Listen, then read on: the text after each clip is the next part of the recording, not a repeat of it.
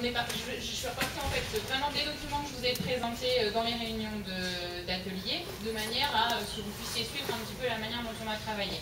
L'idée, c'est de vous présenter ce à quoi on a abouti de manière générale à l'échelle de la ville, et puis ensuite, de la même manière qu'on vous a présenté des choses quartier par quartier, de faire des zooms quartier par quartier pour que vous puissiez retrouver les échanges et les discussions qu'on avait pu avoir au moment des réunions d'atelier.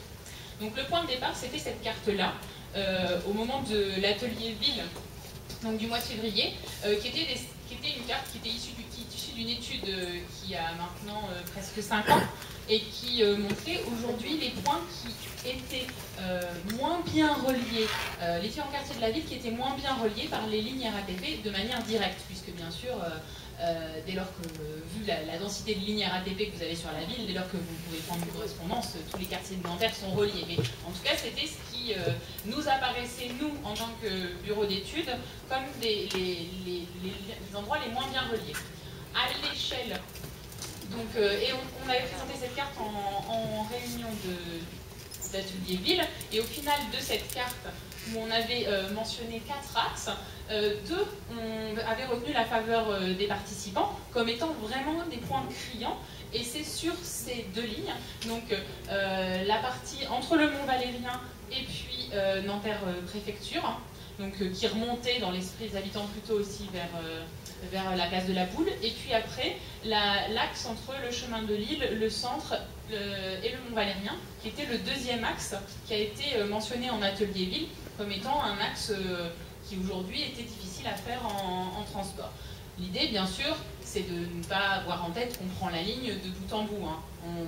Jamais personne ne prend une ligne de transport à son terminus pour aller à un autre terminus. L'idée, c'est d'avoir l'idée que les gens vont avoir besoin d'aller d'un point de la ligne à un peu plus loin, puis l'autre va le prendre un petit peu plus loin pour aller encore plus loin, puisque chacun a ses besoins suivant son quartier d'habitation et puis ses lieux d'activité, de chalandise ou autre.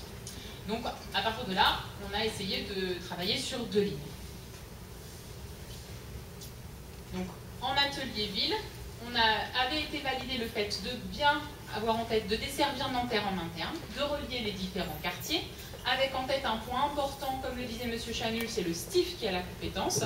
Aujourd'hui, le STIF a un contrat avec la RATP pour un certain nombre de lignes. Et pour que le STIF accepte les lignes de desserte locale sur lesquelles on travaille, il ne faut pas concurrencer les lignes RATP. C'est-à-dire que les services urbains doivent être complémentaires. Dès lors qu'on utilise un tronçon de ligne qui est déjà emprunté par la RATP est en droit de dire au STIF le service en question concurrence ma ligne, et donc après ça engendre un certain nombre de flux financiers assez complexes, donc on ne va pas entrer dans le détail, mais du coup ne vont pas en faveur de votre projet.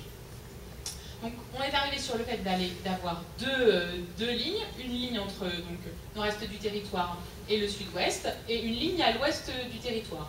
Un point majeur qui avait été ressorti à plusieurs reprises, c'était d'avoir impérativement ces lignes qui passent place de la Boule, qui étaient mentionnées comme un point essentiel de correspondance sur le territoire de Nanterre en termes d'offres de transport bus. Et puis enfin, on avait discuté sur tout ce qui était la fréquence. Vous avez à ce moment-là présenté un certain nombre de documents en vous disant un bus toutes les 3 minutes, c'est tant de bus par jour, un bus toutes les 10 minutes, c'est tant de bus par jour.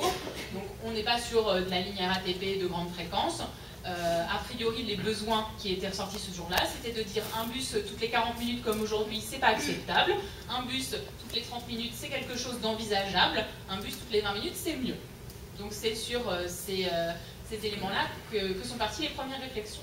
Et enfin sur l'amplitude horaire, en disant c'est pas des lignes qui ont à vocation de commencer à 6 h le matin pour se terminer à minuit le soir. Il faut qu'il y ait quand même une amplitude qui soit assez grande sur toute la journée, mais qui ne soit pas trop étendue.